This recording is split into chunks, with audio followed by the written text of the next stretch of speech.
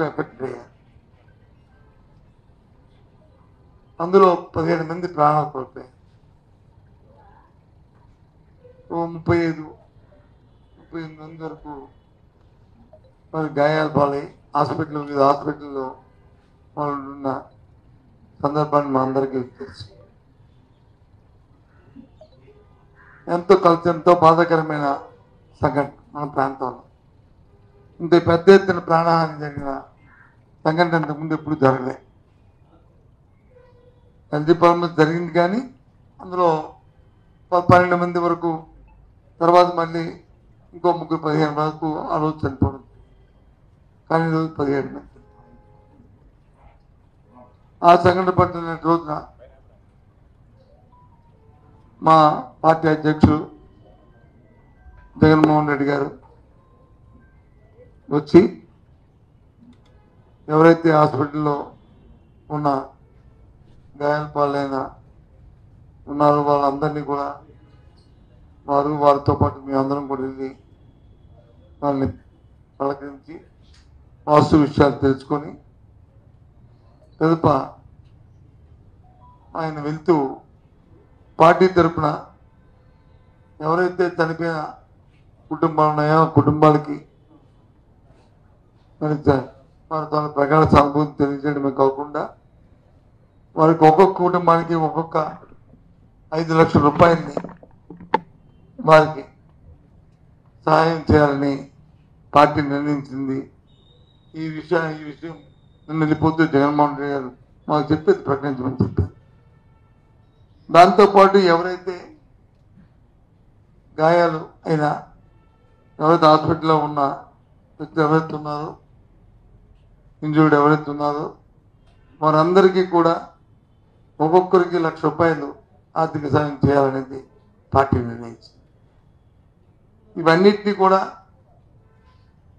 మా పార్టీ ఆయా ప్రాంతాల్లో ఉన్న మా పార్టీ నాయకులు పెద్దలు ప్రత్యక్షంగా వెళ్ళి వారికి ప్రత్యేకంగా కలిసి మరి జగన్మోహన్ రెడ్డి గారి తాలూకా మాటగా వారికి చెప్పి వాళ్ళకి అందరికీ మా సానుభూతి తెలియజేసి వారికి ఆర్థిక సాయం మా చేతితో ఇవ్వాలనేది పార్టీ నిర్ణయాన్ని మీ ద్వారా తెలియజేస్తున్నాం. ఆ నేపథ్యంలో నేను రోజున మరి జగన్మోహన్ రెడ్డి గారు మా నాయకుడు మా అధ్యక్షులు వచ్చి వాళ్ళని చూసిన తర్వాత వాస్తవ విషయాలు ఆ క్షత్రియాల నుంచి వాళ్ళ నోటి విన్న తర్వాత మరి ఎత్తు పత్రికా సమావేశంలో పత్రికా సోదరులు అడిగిన ప్రశ్నలకి నేపథ్యంలో జరిగిన సంఘటనల్ని జరిగిన విషయంల మీద వారి స్పందన కూడా ఆయన తెలియజేయడం జరిగింది. పరిశ్రమలకు ఎవరు వ్యతిరేకం కాదు. ఆ ఫార్మాసిటీని ఏర్పాటు చేసిందా స్వర్గీయ రాజశేఖర రెడ్డి గారి హయాంలో. నేను ఇండస్ట్రీగా మినిస్టర్గా ఉన్నప్పుడే ఆ ఫార్మాసిటీని ఏర్పాటు చేశాం. పరిశ్రమలు రావాలి, అభివృద్ధి చెందాలి, మరి ఎంప్లాయ్మెంట్ రావాలనే ఆలోచనతోనే ఆ కార్యక్రమాన్ని చేశాం.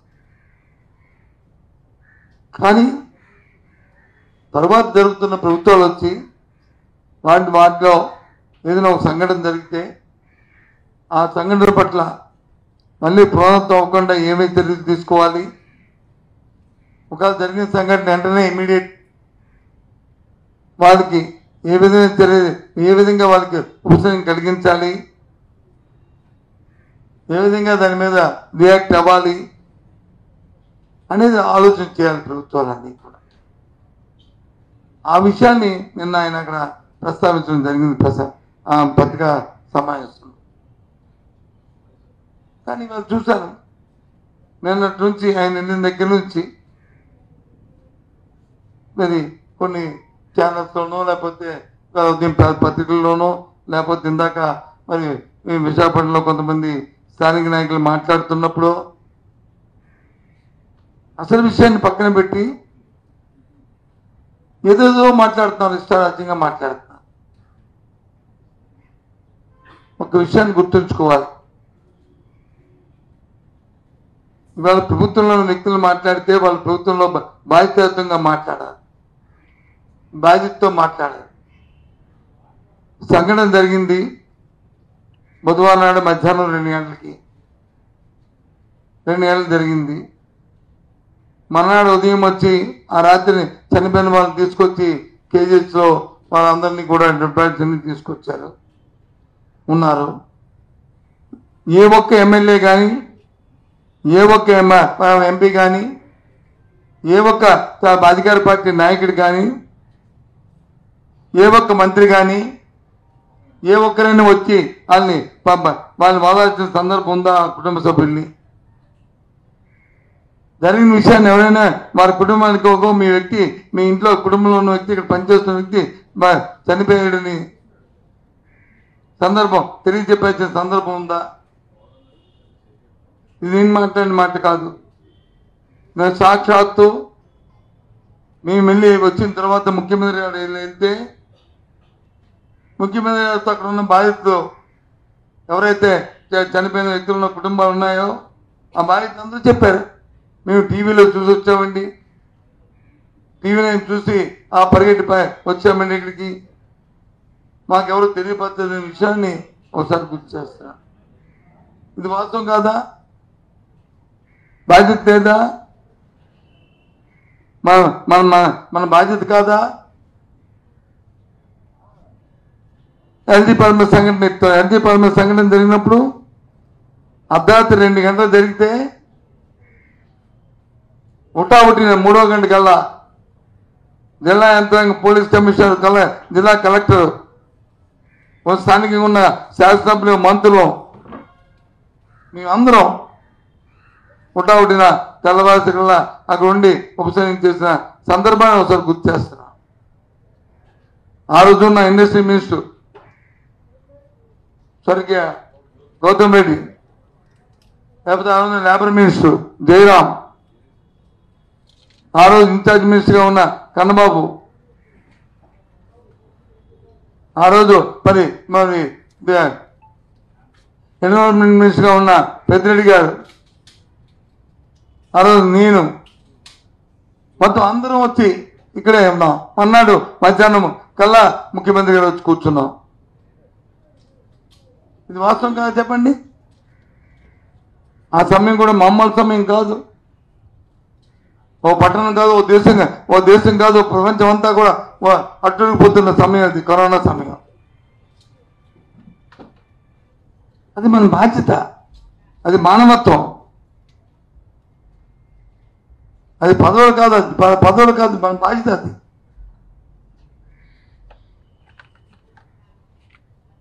అవి మరిచిపోయి ఇవాళ తిరిగి రాజకీయ భాష మాట్లాడుతూ ఏకవచనంతో మాట్లాడుతూ స్థాయి మరిచిపోయిన మాట్లాడుతుంటే ఏ రకంగా ఆలోచన చేయమని కోరుతున్నారు. ఇవన్నీ ప్రజలు గమనిస్తున్నారు. మేమంటుంది ఏంటి? ఏదైతే సంఘటన జరిగిన పట్ల మళ్ళీ పునరావృతం అవ్వకుండా సేఫ్టీ యాక్ట్ ఏతుందో అది జరుపుకోవాలి, దాన్ని పీరియడికల్గా జరగాలి, అది ఎక్కడా కూడా ఇబ్బంది కలగకుండా ఉన్నాం అంటే గత 5 సంవత్సరాలు చేయలేదని ఒక బ్లంట్గా మాట్లాడతారు. చూడండి రికార్డులు ఎందుకు? సాక్షాత్తు ఇవాళ ముఖ్య కార్యదర్శిగా ఉన్న చీఫ్ సెక్రటరీ దాని కమిటీ చైర్మన్ కదా, ఆయనే కదా పర్యవేక్షణ అధికారి.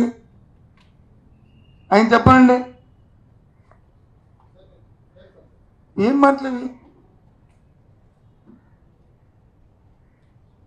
ఏదైతే వాళ్ళ మీద రాయిస్తాం. సరే రాయిస్తే మేము కాసుకోవడానికి మేము రెడీగా ఉన్నాం, పర్వాలే. మమ్మల్ని ఎన్ని మీరు మాట్లాడినా మాకు పర్వాలే. కానీ కదా అక్కడ ఇబ్బంది పడకూడదు. మీ బాధ్యత మర్చిపోకండి. మీ బాధ్యతను గుర్తెరిగి బాధ్యతను చేస్తూ మా మీద రాళ్ళు విసరండి, లేకపోతే మీ బురద చల్లండి, మాకు అభ్యంతరంలే. ఎందుకంటే అల్టిమేట్లో మా అందరికీ బాధ్యత ప్రజలు. అది విస్మరించి ఏంటి కార్యక్రమం? ఏనండి ముఖ్యమంత్రి గారు వచ్చారని చెప్తాను. ముఖ్యమంత్రి గారు వచ్చారు, సంతోషమే. ఎప్పుడు వచ్చారు? ఆయన తూర్పుగ్రహం ఉందో చూడండి. ముఖ్యమంత్రి తూర్పుగ్రహంలో ఇది మా కేజెస్కి వచ్చి చెత్తగారు చూస్తారని చెప్పి ఉందో చెప్పండి. ఎప్పుడైతే మేము వెళ్ళామో, మేము డిమాండ్ చేశామో, అక్కడ రాలేదని చెప్పి అన్నారు, ఆయన మార్చుకున్నారు. దాని మంచి. అప్పుడు మరి అంతవరకు ఇక్కడ ఉన్న స్థానిక నాయకత్వాలు ఏమయ్యాయి? స్థానిక మంత్రులు ఏమయ్యారు? వాళ్ళేం చేస్తారు? ఎక్కడున్నారు ఇండస్ట్రీ మినిస్టర్? ఎక్కడున్నారు లేబర్ మినిస్టర్? ఎక్కడున్నారు ఎన్విరాన్మెంట్ మినిస్టర్? వాళ్ళ ప్రభుత్వం భాగస్వాములు కాదా? వాళ్ళకి బాధ్యత లేదా? ఏంటిది? అడిగితే ఇదిగో మమ్మల్ని అడుగుతున్నారు అని మళ్ళీ ఓ పై మైకులు పెట్టుకుని మళ్ళీ చెప్పి మళ్ళీ వాళ్ళు మేము అనడానికి. సరే, అది మీరు బాధ్యత ఉందా లేదని అది మీరు ఆలోచన చేసుకోండి. మేము మాత్రం మాకు బాధ్యత ఉంది కాబట్టి ఓ ప్రధాన ప్రతిపక్షంగా మా బాధ్యతంగా జరిగిన క్షణం నుంచే ఉదయాన్నే మా ఎమ్మెల్యే గారు తెల్లవారుసరికి మా మాజీ ఎమ్మెల్యే గారు ఆ ప్రాంతానికి పోయి అక్కడున్న వాళ్ళందరితో మాట్లాడి వాళ్ళందరినీ పలకరించి వెంటనే మేమందరం, నేను మా అమరు ముత్యాలనాయుడు గారు, ధర్మశ్రీ, మా ప్రెసిడెంట్ గారు, మొత్తం మీ అందరం మార్చికి పోయి అక్కడ 2 గంటలు ఉండి వాళ్ళంతా మాట్లాడి కనీసం అక్కడ ఒక టెంట్ వేసి ఆ వచ్చిన వాళ్ళకి ఒక కాల్ సెంటర్ పెట్టి వాళ్ళకు మంచినీళ్ళు ఓ మంచినీళ్ళు బాటిల్ ఇచ్చి మన వాదాచాలనే బాధ్యత ప్రభుత్వానికి, జిల్లా యంత్రాంగానికి లేదండి? ఏం చేస్తుంది జిల్లా యంత్రాంగం? ఎందుకన్నా అంటే యథా రాజా తదా ప్రజ. నాయకత్వం వచ్చిన ఎంతసేపు ఎదుటివాడి మీద విమర్శించడం కాదు. మన బాధ్యత ముందు గుర్తెరిగి తర్వాత ఎదుటివాడిని మాట్లాడాలి. ఏం చేశారండి? అడిగితే మళ్ళీ తిరిగంటారు. ఎల్జీ పరమేశ్వరం వచ్చి కంపెనీ, ఎల్జీ పరమేశ్వరం చూడండి ఏం చేసాము. ₹1 వచ్చి మేము వచ్చి ఏం చెప్పారు నిన్న? ఎందుకు ధర్నా చేస్తున్నారు? ₹1 వచ్చి ప్రకటించిన ప్రభుత్వం ₹1 అందరికి ఇవ్వాలి. దాంతోపాటు మేము ఇంతకుముందు ఇచ్చిన పరిహారం కంటే ఎవరైతే ఇంజూరీ పర్సన్స్ ఉన్నారో, సీరియస్ ఇంజూరీ కానీ ఇంజూరీ వాళ్ళకి ఇచ్చిన పారితోషికం కంటే ఎక్కువ ఇవ్వాలని డిమాండ్ చేస్తూ అది అందని పక్షంలో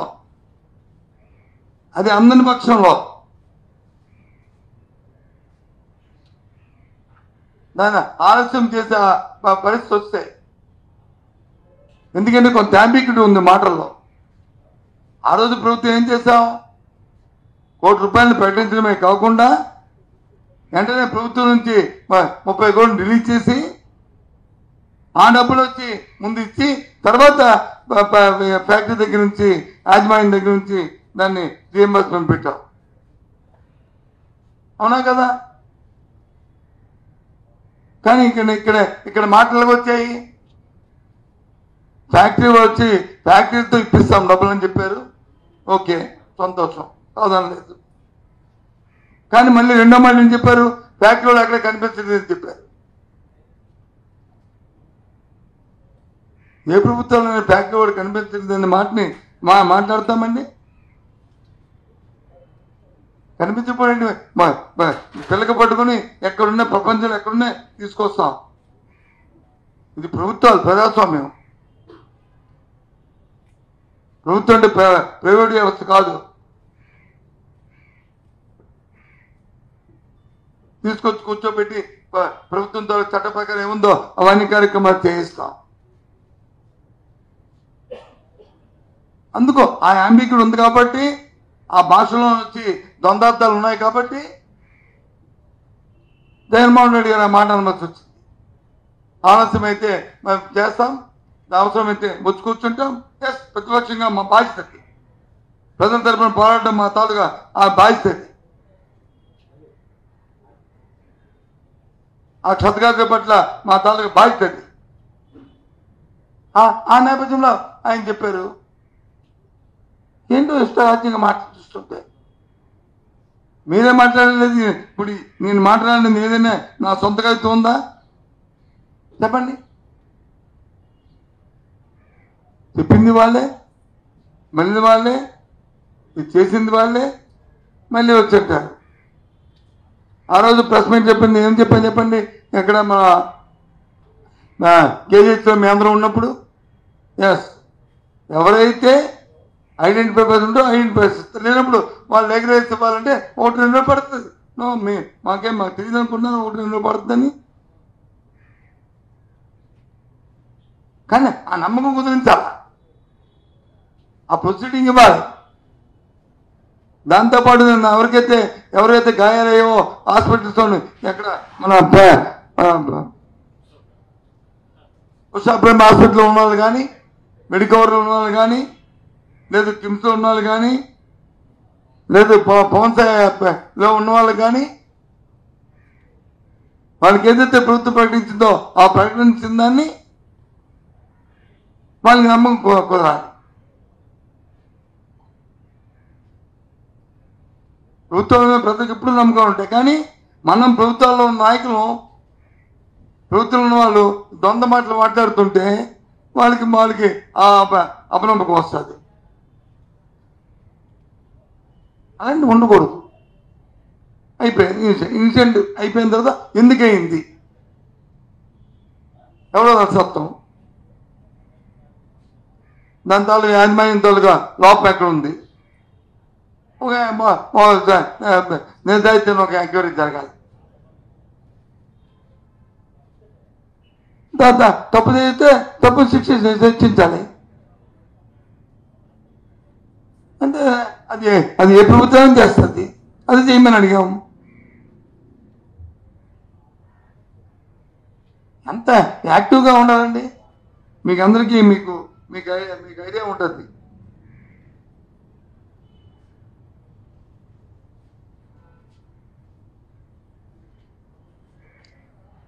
మీకు అందరికీ ఒక విషయాన్ని మీకు మనం చేస్తాం, జ్ఞాపకం చేస్తాం మీ ద్వారా జిల్లాలో ఉన్న ప్రధానికి. హెల్త్ డిపార్ట్మెంట్స్ మన ఇన్సిడెంట్ జరిగినప్పుడు అందులో ఒక సెరీన్ అని ఒక అది కూడా గ్యాస్ లీక్ అవుతుంది. గ్యాస్ లీక్ అవుతుంటే మేము అందరం అక్కడ ఉన్నాం. ఎక్స్పర్ట్స్ అందరితో ఎక్కడెక్కడ ఉన్న అందరితో కూడా మాట్లాడించారు.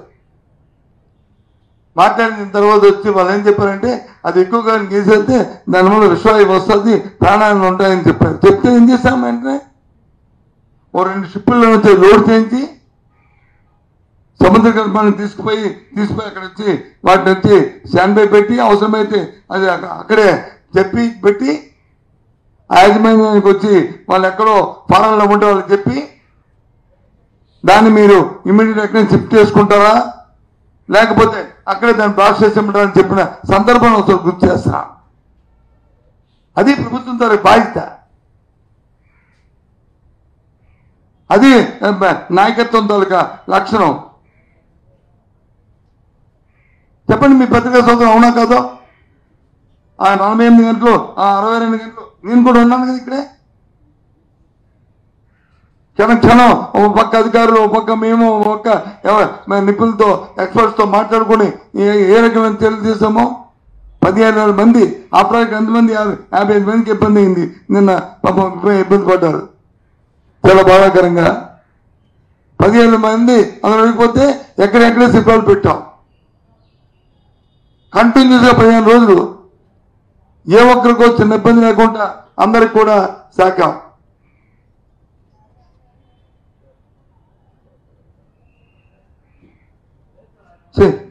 ఇంత ఈ 17 మందిని వచ్చి తీసుకెళ్ళడానికి మీద అంబులెన్సులు లేవు.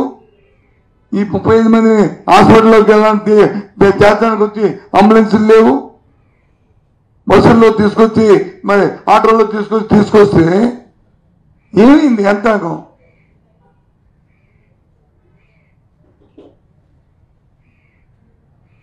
మీకున్న బాధ్యత ఏమైంది? నీలాంటి రకానికి నాయకులు చెప్పే నాయకులకి అనుభవం లేని నాయకులు నమ్మాలి. నాయకులకు వచ్చి అనుభవం ఉన్న నాయకులు మీ అందరూ కూడా మాటల్లో మళ్ళీ పేర్చు. అందుకే ఇప్పుడు మేము పెట్టిన కారణం అంటే ఏదో దాన్ని వాళ్ళు మాట్లాడిన విమర్శించడానికి మేము పెట్టలే. వాస్తవ విషయాలు ఎందుకంటే ఎక్కువగా ఎందుకు ఆపండి. చూస్తే బయట చూసే వాళ్ళు వచ్చి అసహించుకుంటున్నారు. ఇక్కడ ప్రాణాలు పోయి ఇబ్బంది పడి ఉంటే ఈ రకమైన మాటలు అని చెప్పని. ఇంకా ఒక్క నిమిషం, ఇంకా కంప్లీట్ అవ్వలేదు అది. నాది ఒక్క నిమిషం కంప్లీట్ అయిన తర్వాత మీరు మాట్లాడతారు. అందుకు నేను అడుగుతుంది ఇది ఈ సెకండ్. ఇంకా మూడో సెకండ్ ఇంకా మూడో విషయం అన్నమాట. ఓ 4 రోజుల కింద హెచ్చర్లో నియోజకవర్గంలో మా పార్టీ కార్యకర్త కోనా ప్రసాద్ అనే వ్యక్తిని రాత్రి మేము ఇంటికి వస్తున్నప్పుడు దారి కాచి అతన్ని వచ్చి మీద హత్యా ప్రయత్నం చేశారు. అతను నిన్న రోజున కేజీహెచ్లో నా 3 రోజులు హాస్పిటల్లో ప్రాణాలతో పోరాడి నేను రోజు చనిపోయాడు. దయచేసి హత్యారాజకీయాలు ఆపండి. ఇది మంచి పని కాదు. మేము అందుకే చెప్పాం, మీరు ఢిల్లీకి వెళ్ళారు దేనికి వెళ్ళారని మొన్న అడిగారు నన్ను. ఇలాంటి సంఘటనలకి దీన్ని సభ్య సమాజం అంగీకరించదు. మన ప్రాంతాలు లాంటివి లేవు. వెంటనే పోలీసులు రియాక్ట్ అయ్యి ఇందులో ఎంతమంది అయితే ఇన్వాల్వ్ ఉన్నారో సుమారు 9 మంది 15 మంది వరకు ఇందులో ఉన్నారు. అందరి మీద 302 పెట్టి వాళ్ళందరి మీద చర్య తీసుకోవాలని పార్టీ తరఫున డిమాండ్ చేస్తున్నాం. వెంటనే దాని మీద చర్య తీసుకోమని కోరుతున్నాం. కూడా ప్రాణాన్ని తీసిన అమ్మ వాళ్ళందరినీ కూడా చిన్న కుర్రాడు 27 సంవత్సరాలు యంగ్ బాయ్, అతని మీద ఇది చాలా దారుణం. ఇది జరగడం చాలా బాధకరం. అది కోరుతున్నాం. ఏదైతే ఇందాక మా పార్టీ అనౌన్స్ చేసింది మీ దగ్గర అనౌన్స్ చేసామో మా నాయకుడు పెద్ద మనసుతో ఒక్కొక్కరికి 5 లక్షల రూపాయలని చనిపోయిన కుటుంబానికి ఇచ్చి వాళ్ళని ఆదుకోవాలని, వాళ్ళకి సానుభూతి తెలియజేయడానికి, వాళ్ళకి ఇంటికి బాధార్చి వాళ్ళకి ఇవ్వాలని, అలాగే ఎవరికైతే ఇంజూర్డ్ అయ్యారో వారికి ఒక్కొక్కరికి 1 లక్ష రూపాయలు ప్రత్యక్షంగా ఇవ్వాలని తీసుకెళ్ళి అక్కడ ఉన్న స్థానిక నాయకత్వాలు పెద్దలు ఇది ఇవ్వాలనేది నిర్ణయించాం. ఆ విషయాన్ని కూడా మీ ద్వారా వాళ్ళందరూ తెలియజేస్తూ మేము కూడా ప్రత్యక్షంగా వాళ్ళకి కూడా తెలియజేస్తాం. ఇప్పుడు చెప్పండి ఏంటి మీ డౌట్లో?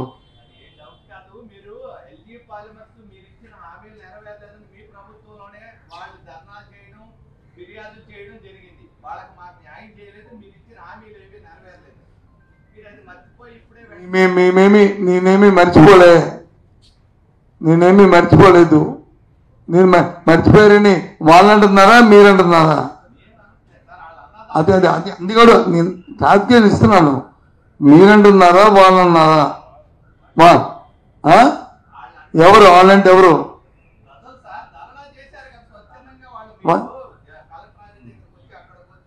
బాబు ఇగో దయచేసి పత్రికా సమాచారం అన్నప్పుడు ఒక గౌరవ సాంప్రదాయం పరంగా ఉండాలి.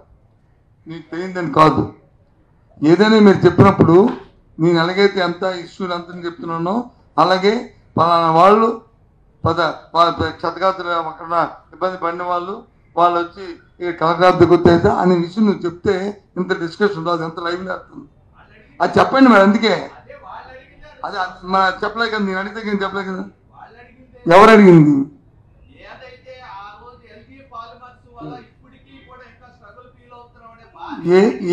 ఏం స్ట్రగుల్ ఫీల్ అవుతాం అనేది ఇప్పుడు ఎల్డీ ఫార్మర్స్ స్ట్రగుల్ ఫీల్ ఏదైతే ప్రభుత్వం హామీ ఇచ్చిందో హామీ ఇచ్చిన కార్యక్రమం అన్నింటినీ చేశాము. పర్మనెంట్ హాస్పిటల్ స్టిక్ చేద్దామా, పర్మనెంట్ కాకుండా అక్కడ ఉన్న హాస్పిటల్ దాన్ని కన్వర్ట్ చేస్తాం. సంవత్సరం ఉన్న హాస్పిటల్ని డెడికేటెడ్గా దీన్ని కన్వర్ట్ చేస్తాం తప్ప మిగతా అన్ని కార్యక్రమాలు కూడా పూర్తి చేస్తాం. అది ఇంకోటి చెప్పండి.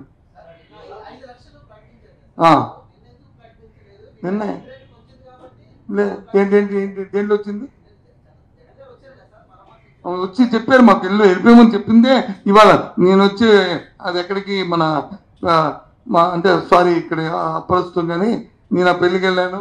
ఇక మా అమర వచ్చి అనౌన్స్ చేస్తాను, ఉండవు రేపు వస్తాను నాన్న చెప్పి వచ్చి అనౌన్స్ చేద్దాం ఉండని చెప్పి నేను రిక్వెస్ట్ చేశాను. అంతే ఇంకేంటంటే వేటంటున్నావు? నిన్న చెప్పారు, నేను చెప్పి వెళ్ళారు, ఇప్పుడు ప్రకటిస్తున్నావు. నిన్న చెప్పి వెళ్ళారు. ఎందుకు ఆయన మేము పార్టీ మేము చెప్పింది కాదేంటి? మీకు చెప్తే కదా.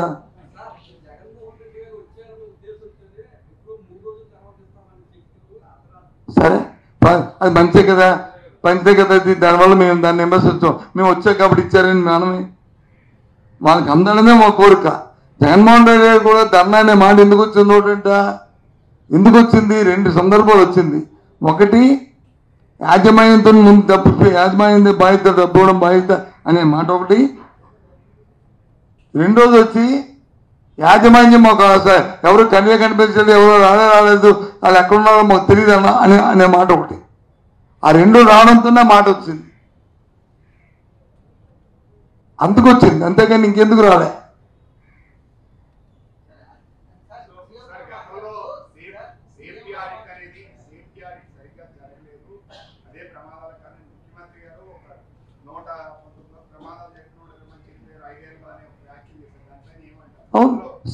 సేఫ్టీ యాక్ట్ జగన్ 2020లోనే మేము వచ్చి ఒక జీవోని జారీ చేశాము. జీవో ప్రకారం కమిటీలు వేసాము. కమిటీ ప్రకారం ఎప్పటికప్పుడు పీరియాడికల్గా సేఫ్టీ యాక్ట్ చేస్తూనే ఉన్నాము. ఏంటి గత 3 నెలలుగా, గత ఎన్నికల 5 నెలల కాలంలోనే తెలియదు. దాని పర్యవేక్షణాధికారి కూడా ఇప్పుడున్న చీఫ్ సెక్రటరీయే. చీఫ్ సెక్రటరీ దాని పర్యవేక్షణాధికారి, బయట వ్యక్తినే కాదు. ఆఫీసర్ రిటైర్ అయిపోలేదు, ఇంకా పెద్ద పదవుల్లో ఉన్నారు. వాళ్ళది బాధ్యత, అది కాదు వాళ్ళది బాధ్యత కదా, కాదు అలాగని మేమేమి అది వాళ్ళది బాధ్యత అనలే కదా. అది తోపుడే ఒకళ్ళ మొదలు తోలుచుకోవడం కాదు. ఇక్కడ జరగబోయేదాన్ని, జరిగిన దాన్ని ఏ విధంగా చేయాలని చూసుకోవాలి.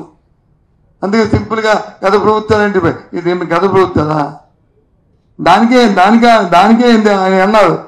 గత ప్రభుత్వాలు అంటున్నారు కదా మీరు, ఏంటి మరి ఫీజు రింబర్స్మెంట్ అయిపోవడం కూడా గత ప్రభుత్వంతో చేసిందా? అమ్మఒడి ఇవ్వడం కూడా గత ప్రభుత్వమే కదా చేసిందా? దానికి కారణం కూడా గత ప్రభుత్వమేనా? లేకపోతే ఏది దాని పేరు రైతు భరోసా ఇవ్వడం కూడా గత ప్రభుత్వం చేసిందా? కాదు కదా. గత ప్రభుత్వం ఉంటే చేసేదే ఇప్పటికీ. అవన్నీ కూడా అవన్నిటికీ ఓవరెంట్కమ్మ కదా మీరు హామీలు ఇచ్చింది ప్రజలకి. మా దగ్గర లెక్కలు ఉన్నాయి, మా దగ్గర గణితాలు ఉన్నాయి, మా దగ్గర విజన్ ఉంది, మా దగ్గర అక్షయపాత్ర ఉంది. మేము చెత్త నుంచి సంపద సృష్టిస్తాం అని చెప్పారు కదా. మీరు చెప్పారు కదా అని ఆ విషయాన్ని ఇస్తారు ఆయన. దాని నుంచే, అంతేగాని అక్కడే రాజకీయ ఉపన్యాసంలే. సందర్భాన్ని బట్టి దాన్ని లింక్ చేస్తూ ఆ మాట చెప్పింది మాట. ఇప్పుడు వాళ్ళు అడిగారు నన్ను, పెద్ద ఆయన ఇదంటే అదో ఒక హాస్పిటల్ వచ్చి కన్వర్ట్ చేశామండి, దాన్ని మేము చెప్పిన ఇచ్చామండి అని చెప్పాను కదా. అది అంతకంటే ఏముంది?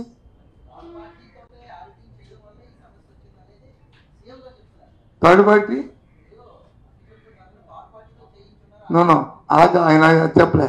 థర్డ్ పార్టీతో వచ్చిన రిపోర్ట్ని అమలు జరపలేదని నాకు అర్థమైంది. థర్డ్ పార్టీతో కానీ అధికారులతో ఎవరు చేసినా థర్డ్ పార్టీ చేసిన రిపోర్ట్ని అమలు జరిపితే సరిపోయేది కదా. అమలు జరపని ఆ పర్యవేక్షణ కానీ మనం చేస్తే ఇచ్చిందని చేసాం, అవుతుంది. ఇప్పుడు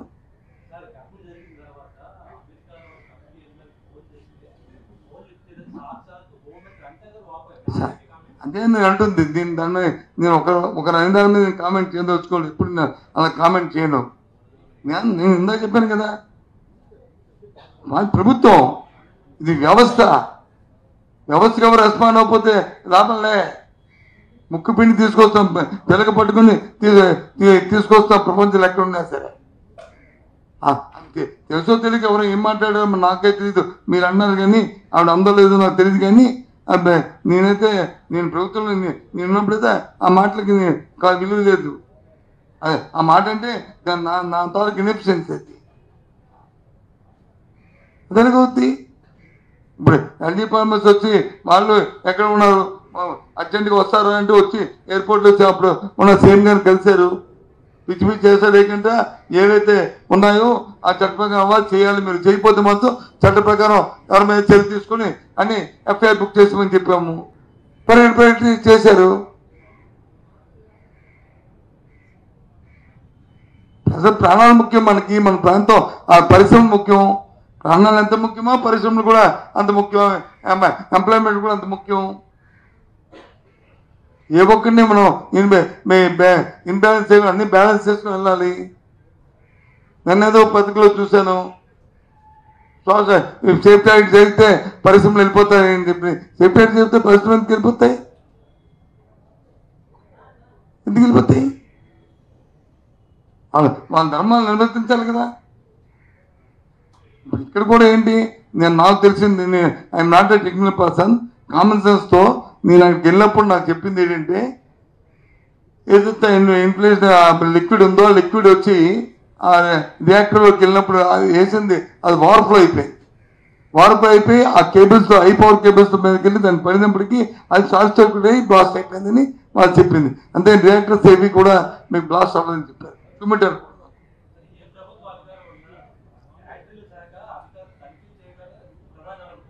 అదే ఏ ఫ్యాక్టరీలు అది ఏ ప్రభుత్వ అధికారులు దాన్ని 100% పీరియాడికల్గా వాళ్ళు తనిఖీలు చేయాలి. అది మా ప్రభుత్వం అయినా ఇప్పుడున్న ప్రభుత్వం అయినా ఏదైనా సరే అది చేయాలి. అది అధికారుల బాధ్యత. దాన్ని ప్రభుత్వంలో ఉన్న మా నాయకత్వం వచ్చి మానిటరింగ్ చేస్తూ సమీక్ష చేయాలి. అది ఎవరిదైనా బాధ్యత. ఎవరైనా చేయకపోతే అది తప్పదనమే, దాన్ని ఇంకేమీ పెట్టగలదే. ఎవరైనా నాకు చెప్పాను కదా, ఏమని చెప్పాను, ఎల్జీ ఫార్మర్స్ ఇన్సిడెంట్ జరిగిన వెంటనే మేము అందరం వెళ్ళాము. మా ఇండస్ట్రీ మినిస్టర్ వచ్చారు, మా అప్పుడున్న లేబర్ మినిస్టర్ వచ్చారు, అప్పుడున్న ఎన్విరాన్మెంట్ మినిస్టర్ వచ్చారు, అప్పుడున్న ఇన్ఛార్జ్ మినిస్టర్ వచ్చారు. అందరూ కూర్చొని ఆఫీస్ అందరూ మొత్తం దగ్గర 20 మంది ఆఫీసులు పెట్టుకొని తెగడకమని ఒక్కొక్కరు అలాట్ చేసుకుని ఒక్కో పని అందరం కలిపి చేశాము. నేను ఎక్కడ చేసి చెప్పండి, ఎక్కడ చేసి చెప్పండి. మీ టీవీలో స్టేట్మెంట్లు తప్ప, మా మీద తిట్టడం తప్ప ఏం జరిగింది చెప్పండి. అది కాదు కదా. అలాగే హెచ్ఆర్లతో వచ్చి మాత్రం వాళ్ళ మీద 302 పెట్టి వాళ్ళ మీద చర్య తీసుకోవాలని ప్రభుత్వాన్ని డిమాండ్ చేస్తున్నాం. ఓకేనా? Bye, see you, thank you.